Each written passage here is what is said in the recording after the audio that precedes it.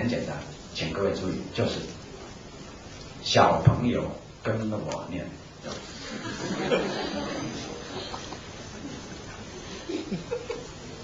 我称为读经教学6字真言啊。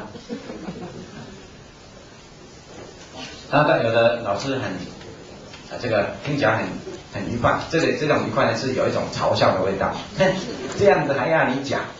我们老早就这样教了他。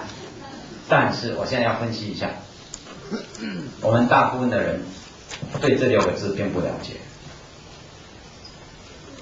首先，你为什么说小朋友这3个字？很简单，不要说小朋友也可以，说一声喂也可以。什么？引起注意，引起注意才能学习。而一个老师、一个家长是很容易引起学生注意的，而且越注意的学生，注意力越集中的学生，他学得越好。所以我们要时常引起他注意，时常叫小朋友，时常叫他。这个一个善于这个教导的老师，一定时常呼唤，叫做耳提面命。所以你以后常要叫小朋友，隔一段时间他们已经不注意了，就再说小朋友，一定要常如此。那一个新的老师去到一个新的班级，他不知道哪一个人可以当班长，我告诉你很简单，站上讲台，忽然喊一声小朋友，那个抬头最快、眼睛最亮那一个可以当班长。老师讲了小朋友还在那里东摸西摸，还在流口水的那一种，不要给他当班长，因为他一定学不好。所以小朋友只是提醒他，而一个小朋友是善于这个集中精神的。虽然他集中精神的时间不能维持很久，但是他善于对引导。我们大人就不一定了，像我在这里讲的口沫横飞，我说各位老师还是这样，为什么呢？没救了。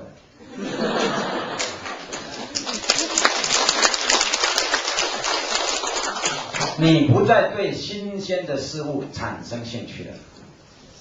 儿童不是这样，所以你一叫小朋友，他就转头过来，一定的，这是合乎人性。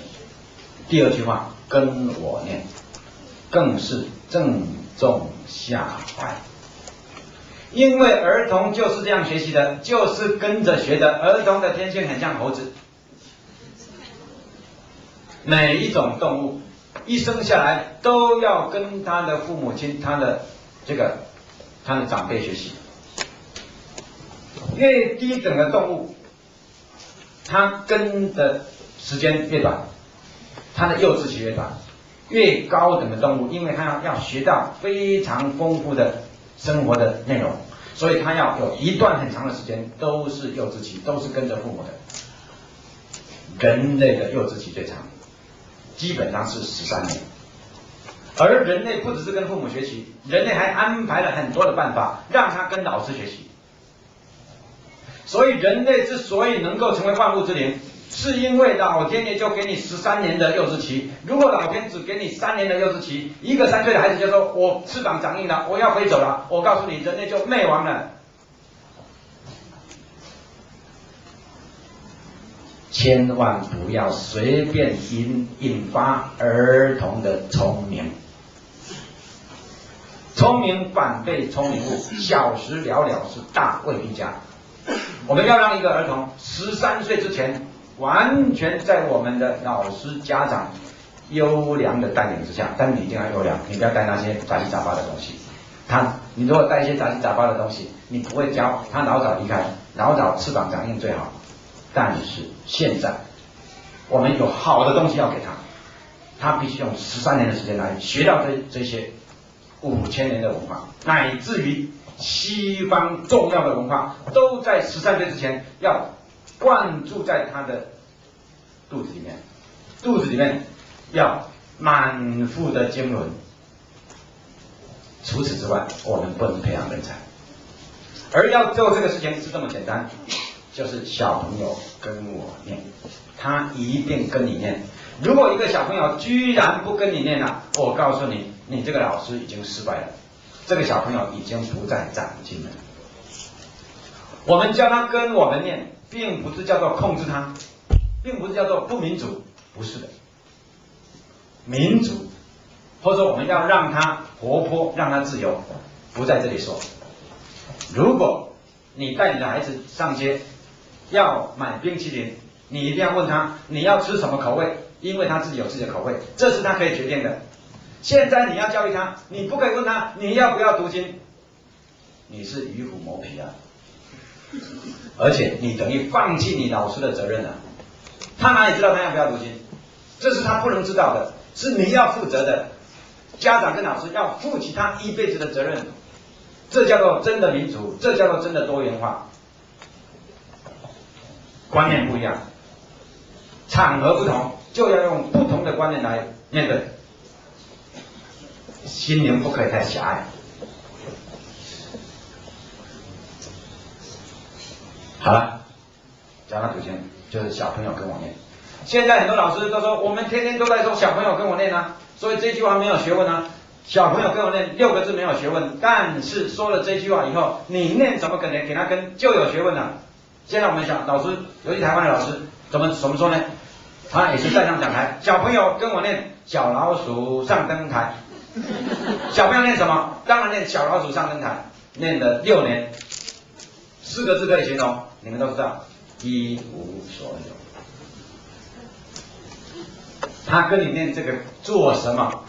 他在3岁的时候老早就念完了，他跟你念这个做什么？我们要提升一个人的心灵的程度啊，我们要加深他的心灵的分量啊！你还叫他学小老鼠做什么？这是他在日常生活中，他跟小朋友在一起就学完的事情，为什么要放到课堂来教？小华、小明、小英的故事，他自己看课外书就已经看得比我们多了，为什么要在学校里面教？你不是在浪费吗？我们只教高度的，那些低度的自己就会。所以从今以后不要再浪费孩子。小朋友跟我念什么呢？你说小朋友跟我念，你就开始念学而时习之，他一定跟你念学而时习之，他不会跟你念成少小离家老大回，不可能。所以请各位老师今天回去就开始实验。假如你实验失败，不要听我的话；假如你实验成功，你要好好的反省了，而且要告诉其他人，我们不要再浪费孩子了。你今天回去就找到一个孩子，就说小朋友跟我念道可道非常道。他若不然念成人之初性本善，这个孩子不能教，没有前途。但是你说小朋友跟我念道可道非常道，不管这是什么，只要他是你教的，保证跟你念道可道非常道。他不会跟人问道可道非常道是什么，只要他这样念，他就渐渐学。好，为了加深大家的印象体现，现在我们来实习，教学要实习，实习了我们才能够真正的这个往前走。现在每一个人实习他也浪费时间，我做老师，大家当小朋友，你不要跟我作对啊！你要当小朋友，学小朋友这样子。小朋友跟我念：子曰诗300，一言以蔽之。曰思无邪。念得没有精神，真的。再一次，这个小朋友你说他再一次，他也无所谓。你说他没有精神，他也无所谓。我们大人心里面就有反应了。你怎么说我没精神？我能跟你念一下就不错了。我告诉你，给你面子了。这个我们大人很难教啊，所以我不喜欢教大人，没救了。小朋友不会这样子的，保证不会这样。好，所以来，我们再一次，小朋友跟我念：子曰诗300，一言以蔽之。曰思无邪。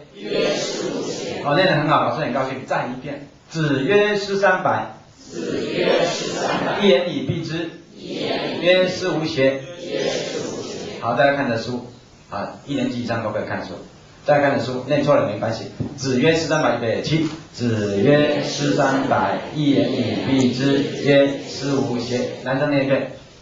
子曰诗300，一言以蔽之。曰思无邪。你是念一遍。子曰诗300，一言以蔽之。曰思无邪。啊，你是念比较好，男生比较差。我们男生再一遍啊。子曰107。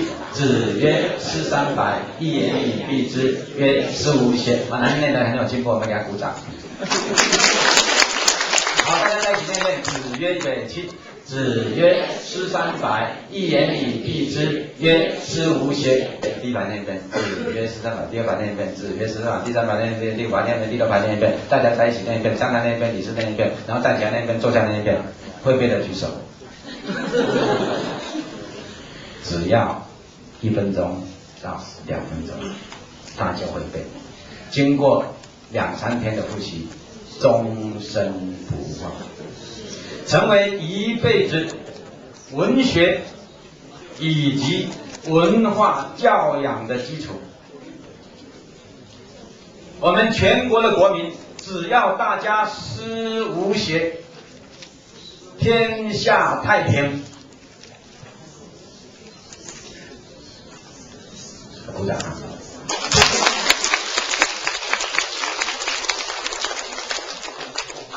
你烦恼什么呢？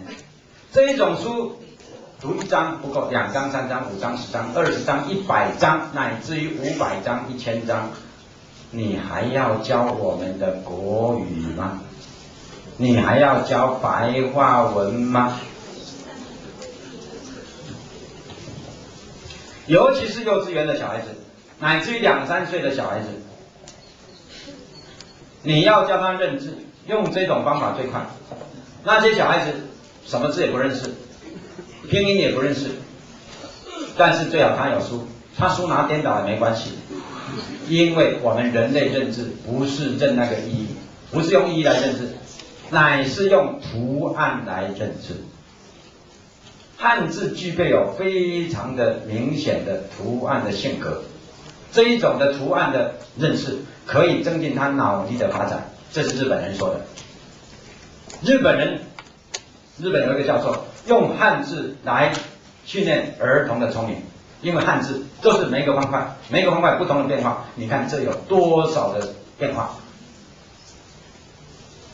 所以让小朋友常看这些图案，他就会认字，会背书以后更会认字。你想象一个孩子，如果让我们教他《论语》，教他1个礼拜，他至少认2个字，子曰，至少认这2个字。后来一个字一个字会认，所以不需要教认字，只要教他背书。而一个儿童的记忆力是人生一辈子当中最好的时候，黄金时代，从出生开始就成长他的记忆力。这个时候如果训练他的记忆力，可以成长5倍到10倍以上，乃至于有的人能够过目不忘。现在我所看到读经孩子具备有过目不忘，读2遍3遍就把1篇文章背起来的人越来越多。凭什么？凭有训练。13岁之后就不能训练了。所以我们利用他强大的记忆力，他还不能理解的时候，我们就自然的教他，只是记忆，不必了解。怎么记忆？就是反复练习。反复几遍呢？要看孩子的资质，但是我建议反复100遍。聪明的孩子反复的10遍，他就会背了，反复到100遍，终身不忘。一般的孩子50遍会背，反复到100遍，终身不忘。资质比较差的孩子，反复到100遍，他会背，但是他还是会忘记，没有关系。乃至于他1个字都不记得，没有关系，他至少比一般的人程度还要高。所以我们的最好的要求是他会背诵，但是要求背诵是不大合理的，因为我们有个别差异，有些孩子很快就背完，有些孩子背得比较慢，所以我们就不要求背诵，只是要求他反